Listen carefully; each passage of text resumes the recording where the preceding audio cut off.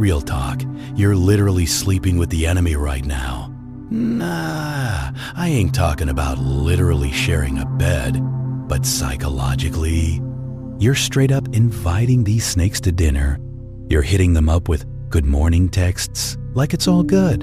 You're spilling your guts about your fears, your dreams, all your deepest secrets and whatnot. You think you're out here building some real connection, some genuine bond, but homie, what you're really doing is handing them the entire blueprint, the whole playbook to your own destruction. I'm dead serious. Most folks out here believe that danger looks like some kind of monster. You feel me? They think a dangerous person's got this mean mug on their face, they're packing heat, or they got a rap sheet longer than a CVS receipt.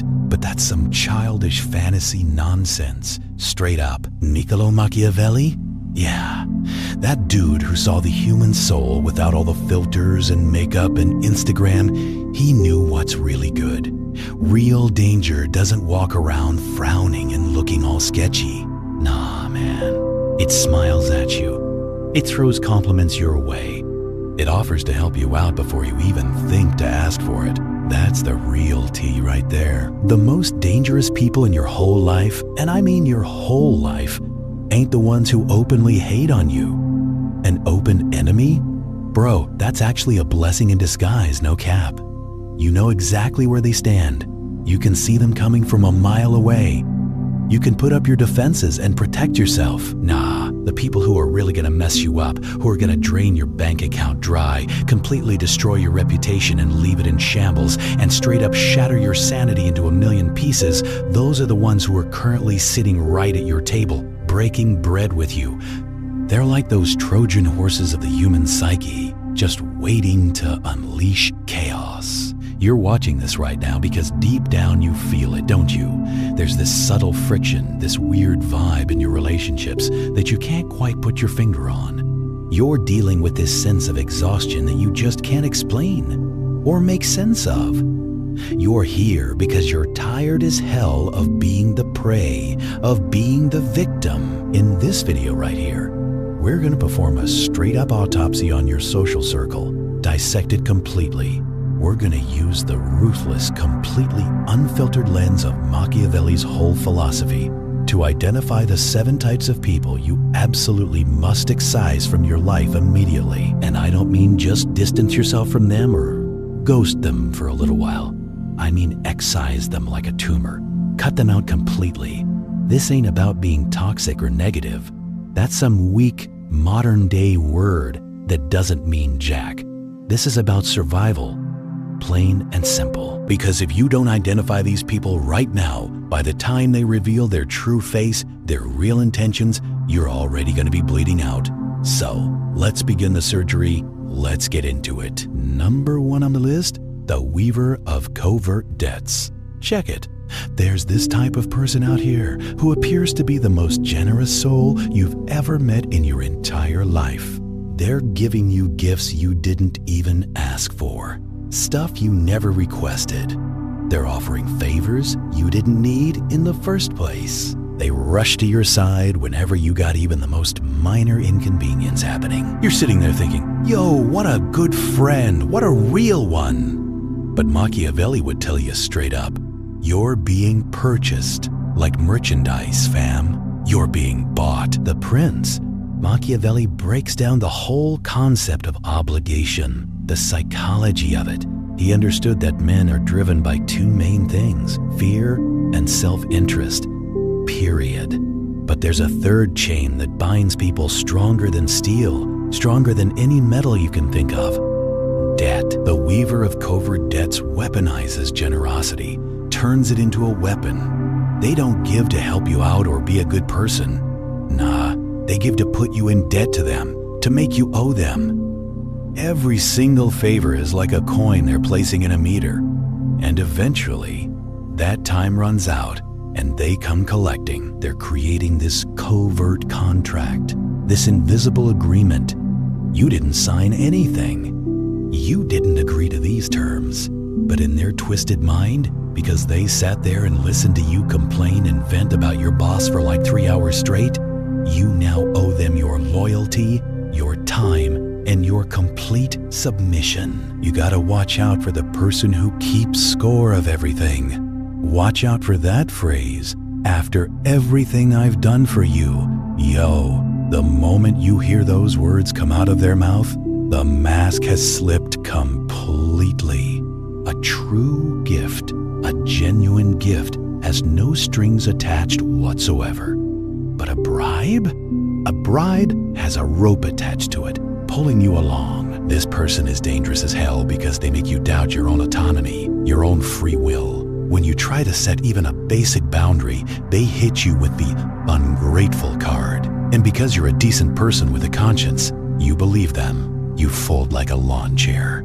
You let them cross the line again and again. Machiavelli warned that he who causes another person to become powerful ruins himself in the process. By accepting their unsolicited help, their random acts of kindness, you're giving them power over your conscience, over your mind. The fix?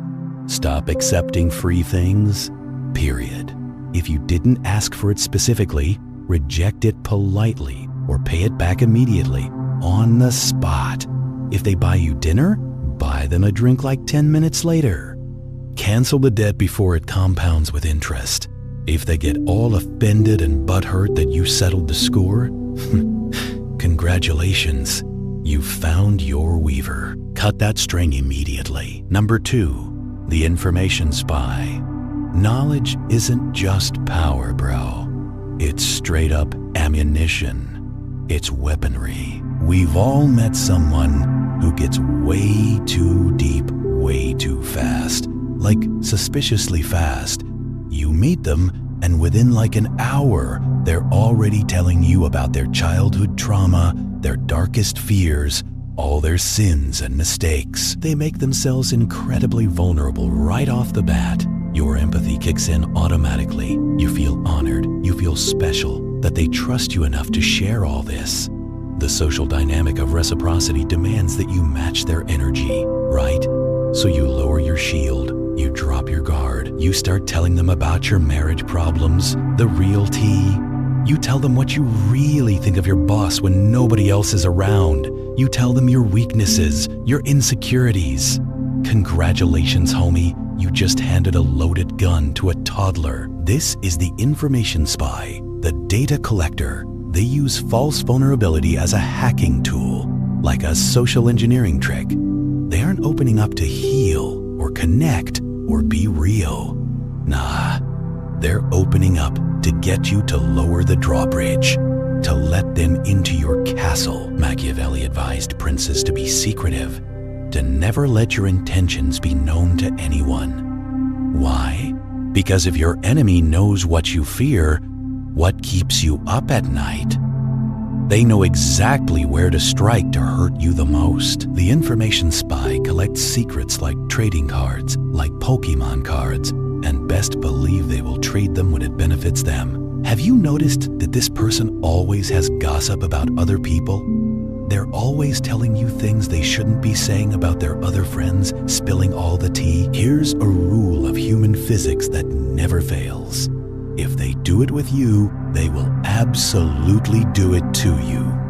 That's just facts. The danger here is reputation destruction, character assassination. When the relationship inevitably goes sour, and it will, because these types literally crave drama like it's oxygen, your secrets become their currency, their bargaining chips. They will rewrite the entire history using your own vulnerabilities to paint you as the villain, the bad guy, and themselves as the innocent victim. It's a whole manipulation playbook. The fix? Practice the art of gray rocking, becoming boring as hell. Be the most uninteresting person alive. When they dump their trauma on you way too early, do not reciprocate whatsoever. Listen, nod your head, but keep your mouth completely shut about your own life. Watch their reaction closely. If they press you, if they probe for more information, if they ask stuff like, "Come on, tell me something. I told you my stuff, it's only fair." Yo, you're looking at a spy, a straight-up informant. Close the file immediately. Number 3, the architect of misfortune. There is nothing more dangerous than associating with people who are drowning, who are going under. That's a loose adaptation of Machiavellian thought, but it's accurate to his whole philosophy on fortune and luck. Machiavelli believed in fortuna, luck, chance, fate. He believed that some people are favored by it, blessed, and some are straight up cursed by it. But if you look closely at the so-called cursed people, you'll start to see a pattern emerge. This is that person who is always in some kind of crisis, always dealing with some drama. If it's not their car breaking down, it's their health falling apart. If it's not their health, it's a crazy ex blowing up their phone. If it's not the ex, it's an unfair boss who's got it out for them. They are the architect of their own misfortune, building disaster after disaster. At first, you feel sorry for them. You genuinely do. You want to save them, rescue them from their situation. You're playing the hero role, but you need to look closer, pay more attention. Their bad luck is almost always, and I mean like 99% of the time, the result of poor impulse control, complete lack of discipline, and a total refusal to learn from their mistakes. But they will never, ever admit that truth. To them, the universe is just a bully picking on them for no reason. Why are they dangerous, though? Because misfortune is legitimately contagious. Not in some mystical supernatural way, but in a very practical, real-world way. If you tie your boat to a sinking ship, you don't keep them afloat. They pull you down with them to the bottom. Their crisis becomes your crisis automatically. Their emergency drains your time, your money, your mental bandwidth, your energy. Machiavelli was ruthless about this point. He advised avoiding the unlucky, not out of some weird superstition, but purely out of self-preservation. Survival instinct. These people are literal black holes in human form. They swallow light, they consume energy. No matter how much energy you pour into them, how much help you offer, they remain dark. They stay stuck. They don't actually want a solution to their problems. If you offer them a legit solution, a real way out, they will find a reason why it won't work, why it's impossible. They want a witness to their suffering, an audience. They want you to validate their victimhood so they don't have to change anything about themselves or their behavior. The fix? Observe the pattern carefully. Over time, is it just a bad month, a rough patch, or is it a bad life, a pattern that repeats? If chaos follows them around like a shadow everywhere they go, step out of the shade, get away from it. You cannot save someone who is literally addicted to their own destruction, who gets off on being a victim. Number 4, the mirror, the yes man. Princes, Machiavelli wrote, have no other way of guarding themselves against flattery than by letting people understand that they won't offend you by speaking the straight-up truth. But most of us aren't princes. We're not royalty. We're insecure. We're out here craving validation like it's water in the desert. We want to be told we're smart, attractive, successful, and right about everything. Enter the mirror. This person agrees with absolutely everything you say, no matter what. If you hate a movie, they hate it too, automatically. If you change your mind like 5 minutes later and say you actually liked it, they change theirs too, just as quick. They have no identity of their own, no backbone. They are literally just a reflection of yours, a copy. It feels amazing at first, I'm not gonna lie. Finally, someone who gets you, who understands you. Wrong. They don't get you at all. They are hiding from you, concealing their true self. The mirror is dangerous because they conceal their true intentions behind this wall of agreement, this facade. You never actually know where you stand with them, what they really think. A friend who argues with you, who challenges your ideas, respects you as an equal. A friend who blindly agrees with everything you say is manipulating you, playing you. Machiavelli straight up despised flatterers, couldn't stand them. He saw them as the plague of courts, a disease. Why? Because they insulate you from reality. They create this bubble. They feed your ego until you become completely blind to your own mistakes and flaws. But the danger goes even deeper than that.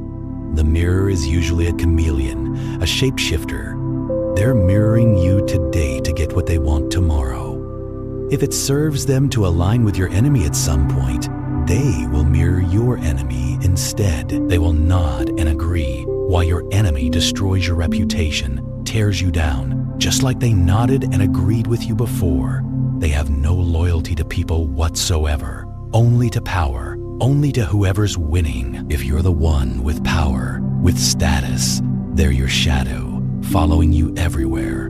But the moment you stumble, the second you fall, they're gone like they were never there. The fix: test them, run an experiment. Intentionally state an opinion you know is slightly controversial or even flat out wrong. See if they agree with it.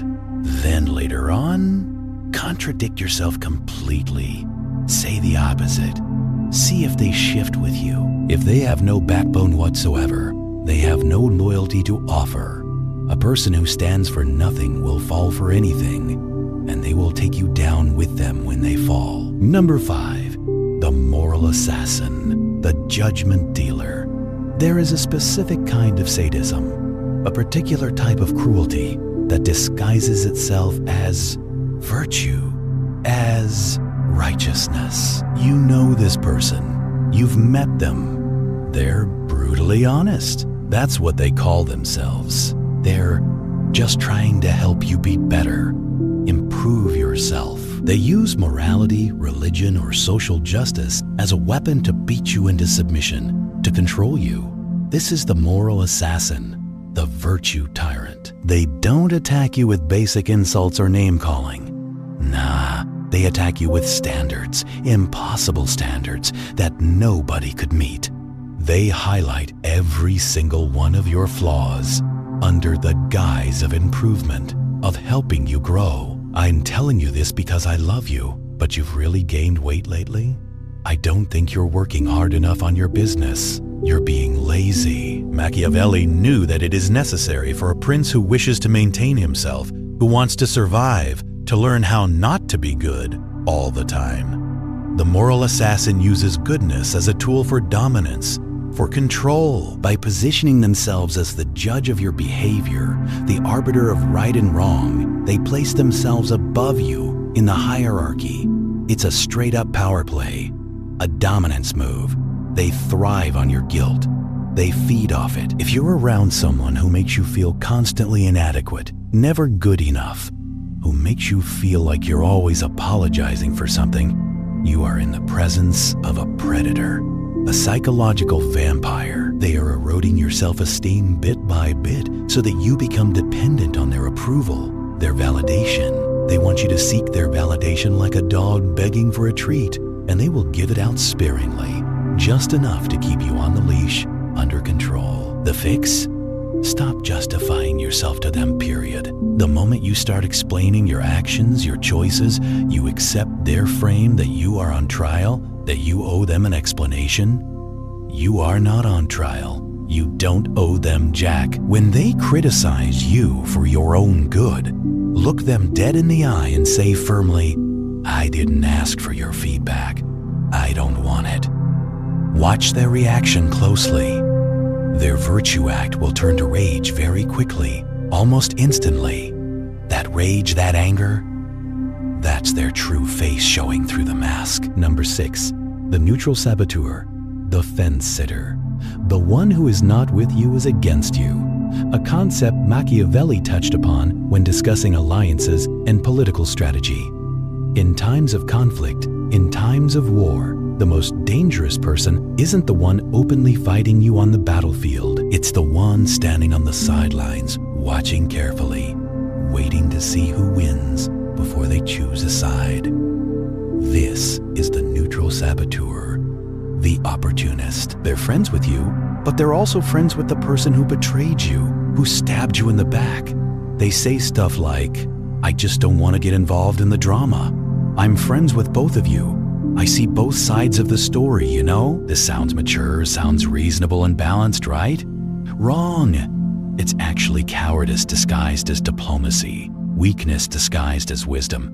By refusing to take a stand against disrespect or betrayal, by staying neutral, they are enabling it, co-signing it. Their silence is endorsement. Their inaction is action. Machiavelli straight up despised neutrality, couldn't stand it. He argued that irresolute princes, leaders who can't make a decision, generally come to ruin. They fall. Why must you avoid these people? Because they are leaks in your vessel, holes in your boat. You cannot trust them with your plans, your feelings, or your defense strategy. They will trade your information to the other side to maintain their precious neutral status, their good guy image. They want to be liked by everyone, which means they are genuinely loyal to no one at all. When the war comes, and life is war, make no mistake, you need soldiers in your corner, not spectators watching from the stands. The neutral saboteur will watch you bleed out on the ground and then turn to the winner and say, "Yeah, I never really liked him anyway, to be honest." That's how they operate. The fix? Force a choice? Make them decide. Be direct. This person hurt me deeply, seriously wronged me. Continuing to associate with them, being their friend, is hurtful to me personally. If they refuse to choose a side, guess what? They have made their choice already. They chose themselves, their comfort. You should do the exact same cause. Choose yourself. We have covered 6 of the 7 faces of danger, 6 types of toxic people: the weaver of debts, the information spy, the architect of misfortune, the mirror, the moral assassin, and the neutral saboteur. But the 7th one, the 7th is the most devastating of all, the most dangerous by far, because the 7th type doesn't just hurt you or betray you, they become you. They consume your entire identity until there is literally nothing left of the original. This is the archetype that Machiavelli feared the most in his own political life, the one that kept him up at night, the one that ended careers, destroyed reputations, and toppled entire dynasties. And chances are, right this moment, you are mistaking their behavior for love, for admiration, for friendship. Number 7, the envious mimic, the identity thief. There is a form of hatred that looks exactly like admiration, that mimics respect perfectly. You meet someone who puts you up on a pedestal, who worships you. They love your style, your vibe. They love your ideas, your perspective on things. They start dressing like you, copying your outfits. They start using your vocabulary, your phrases, your mannerisms. They take up your hobbies, your interests. They ask for your advice on absolutely everything, every little decision. At first, your ego loves it, eats it up. You feel like a mentor, a teacher. You feel like a leader, someone important. But then the shift happens. The transformation begins. They start taking credit for your ideas, claiming them as their own. They start befriending your friends behind your back, sliding into their DMs, telling them stories that sound slightly off, slightly wrong. They start competing with you in areas where there was no competition before, where there was never any rivalry. This is the envious mimic, the copycat. Machiavelli observed that men are so simple, so easy to deceive, that he who deceives will always find those who allow themselves to be deceived, who fall for it. The mimic deceives you by wearing your own face, by becoming a copy of you. The psychological mechanism here isn't just jealousy, it's deeper than that. Jealousy is wanting what you have, wanting your success. Envy is wanting you not to have it, wanting to take it from you. The mimic doesn't want to be like you, inspired by you. They want to replace you, to eliminate you, and take your spot. They suffer from a pathological lack of self, an emptiness inside. They are a void looking for a shape, looking for an identity, and they have chosen your shape, your identity, to steal. But because they cannot actually be you, because they lack your lived experience, your journey, your trauma, your resilience, everything that made you who you are, they resent you deeply. They hate you for having the substance, the authenticity they lack. This relationship always ends in betrayal. Always. It has to. There's no other way. Because as long as you exist, as long as you're around, you are a constant reminder of their inauthenticity, their fakeness. To fully become the character they are playing, the role they're performing, they must destroy the original. They must destroy you. If you have a friend who copies you a little too closely, who mirrors you too perfectly, who gets a little too angry, a little too upset when you succeed without them, when you win without their involvement, who tries to isolate you from other people so they can have you all to themselves, possess you completely, wake up. Snap out of it. You are literally nurturing your own executioner, feeding the person who will eventually try to destroy you. The fix: starve the copy, cut off their supply. Stop giving them the blueprint, the playbook. Withhold your true thoughts, your next moves, your real feelings and plans. Watch them panic when they can't feed off you anymore, when they can no longer feed on your identity. When the supply runs dry, they will lash out, they will attack, and then they will leave to find a new host, a new victim. Let them go. Don't chase them. Now, we must put down the scalpel and pick up the mirror. Examine ourselves. Identifying these 7 types of toxic people is actually the easy part, the simple part. The hard part, the part that'll actually change your life for real, is answering the uncomfortable question that nobody wants to face. Why are they at your table in the first place? Why did you let them in? Dangerous people do not break into your life like burglars, like home invaders. You invite them in through the front door. You give them the key, access to everything. You pour them a drink, make them comfortable. Machiavelli wrote, "A prince who is not wise himself cannot be wisely counseled." Basically, if you're not smart, you can't recognize good advice. If your life is full of parasites, leeches, toxic people, it is because you have created an ecosystem that feeds them, that attracts them. You are the common denominator in all of this, the constant factor. We must look at the 3 internal weaknesses, the 3 psychological flaws that act as magnets for these dangerous types of people. If you do not fix these core issues, you will cut off one head of the Hydra and 2 more will grow back in its place. It's pointless. Weakness A, the savior complex, the hero syndrome. You attract the architect of misfortune and the covert debtor because you need to feel needed. You need to feel important. You derive your entire self-worth from fixing other people, from saving them. You think you are being good, being noble, but you are actually being arrogant as hell. You believe you have the power to change human nature itself, to fix broken people. You don't have that power. Nobody does. By trying to save everyone who crosses your path, you are merely signaling to the world that you have no boundaries whatsoever. You are a resource to be harvested, to be used up. Weakness B, the fear of solitude, the fear of being alone. You tolerate the neutral saboteur and the information spy because you are terrified of being alone with yourself. You would rather have fake friends, phony relationships, than no friends at all. You keep the seat filled, keep people around, because the silence of an empty room forces you to face your own thoughts, your own demons. Machiavelli knew that a strong leader must be able to stand alone, must be comfortable in solitude. If you cannot be happy in an empty room by yourself, you will always be a slave to whoever walks through the door, whoever shows up. Weakness C, the need for external validation, the need for approval. You fall for the mirror and the flatterer because you do not know your own value, your own worth.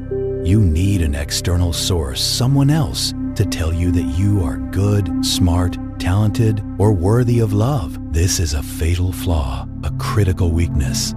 As long as your self-esteem is outsourced to other people, they own you completely.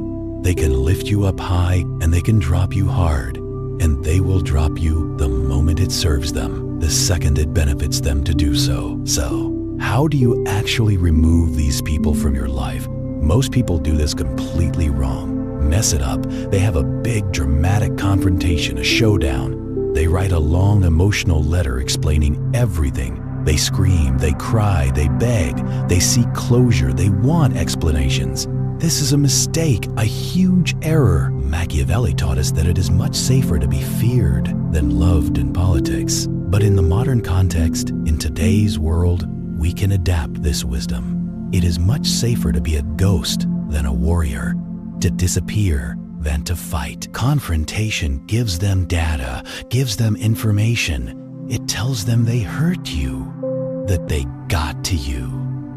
It gives them a chance to gaslight you, to twist things around, to argue their case, to play the victim role. It feeds the drama they crave like addicts. Do not give them that satisfaction. Don't feed into it. Use what I call the Machiavellian fade, the strategic withdrawal. Step 1, the starvation diet, cutting off supply. Stop feeding the dynamic. Stop giving them what they want. If they are a spy, stop giving them information. Keep things vague. If they are a victim, stop giving help. Stop rescuing them. If they are a mirror, stop giving strong opinions about things. Become boring as hell. Become gray and uninteresting. When the transaction stops, when they're not getting fed anymore, they will naturally drift away to find a new source, a new victim. Step 2, the slow reply, the gradual fade. You don't need to block them immediately on everything unless they are genuinely abusive or dangerous. Just slow down your responses, your engagement. Reply to texts like 6 hours later instead of immediately, then 24 hours later, then 3 days later. Be busy all the time. Dilute the connection until it dissolves completely, like sugar in water. Step 3, the emotional firewall, the wall of politeness. Be polite, but completely impenetrable, closed off. Treat them like a coworker you don't know very well, like an acquaintance. I'm good, thanks for asking. Hope you're well too. No details, no hooks for them to grab onto.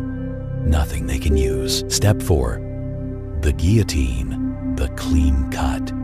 For extreme cases, situations that are really bad, if they are the envious mimic or the moral assassin. Subtlety might not work at all. You may need to cut the cord completely, but do it briefly and cleanly.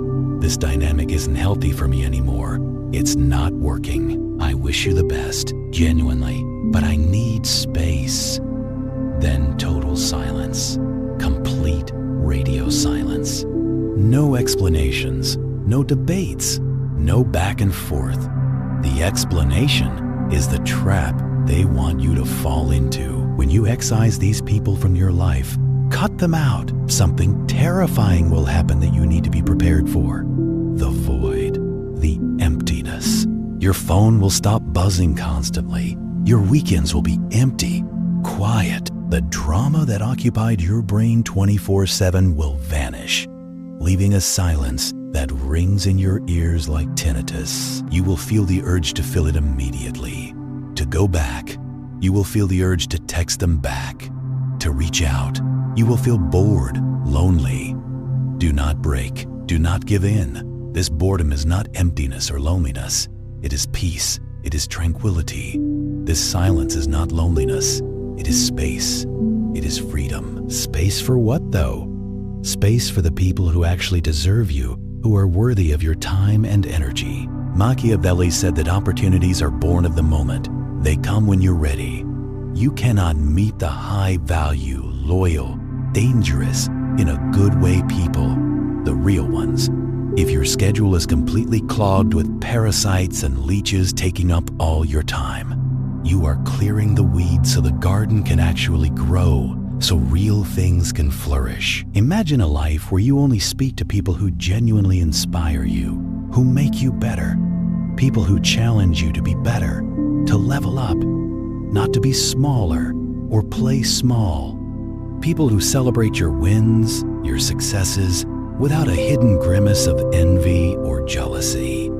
People who have their own lives, their own purposes, and respect yours completely. This life is absolutely possible, it's achievable, but it costs something significant. It costs you the comfort of your old toxic tribe, your familiar dysfunction. You must be willing to walk through the desert alone for a while to reach the oasis on the other side. We have talked about the 7 people you must avoid at all costs: the weaver of covert debts, the information spy, the architect of misfortune, the mirror, the moral assassin, the neutral saboteur, and the envious mimic. But there is one more person we need to discuss, an 8th person, the one who allowed all of this to happen in the first place, the one who ignored all the red flags waving in their face, the one who stayed way too long in toxic situations, the one who was afraid to speak up, to set boundaries. You are that 8th person. The ultimate Machiavellian lesson, the core teaching, is self-mastery, controlling yourself. You cannot control the nature of other people, how they behave. The scorpion will sting, that's what it does. The liar will lie, that's their nature. The thief will steal, that's who they are. That is their nature, their programming. But you can absolutely control the gates to your own fortress, your own castle. If you find yourself surrounded by enemies on all sides, it is because you left the gate wide open. You let them in. Close it now. Raise your standards significantly. Sharpen your discernment, your ability to read people. Become ruthless with your time, your energy, not because you hate people or you're bitter, but because you respect yourself, because you value yourself. Your life is a finite resource. You only get one. Every single minute you spend with a psychological vampire, an energy drainer, is a minute you literally steal from your purpose, from your family, from your future self who's counting on you. Stop negotiating with terrorists. Stop trying to reason with unreasonable people. Stop sleeping with the enemy, metaphorically speaking. Wake up right now.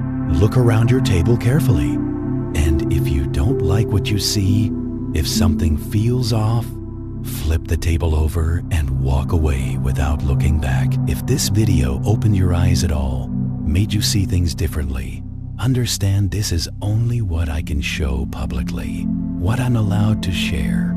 There are videos I cannot upload for everyone to see. There are aspects of dark psychology, deep psychological manipulation tactics that I simply cannot discuss publicly on YouTube without being censored, shadow banned, or completely demonetized. The algorithm suppresses the most powerful information, the real knowledge. Those videos exist behind the join button, the membership. If you're still here, still watching, you're not like the others. You're different. Subscribe if you haven't already. Hit that bell. But if you want what's hidden, the real uncensored content, click the join button and step into the architect level of membership. You will unlock exclusive, completely uncensored videos that dive into the deepest, darkest parts of the human psyche. Stuff that will blow your mind. Most people won't do it. They won't take that step. That's the whole point. That's what makes it valuable.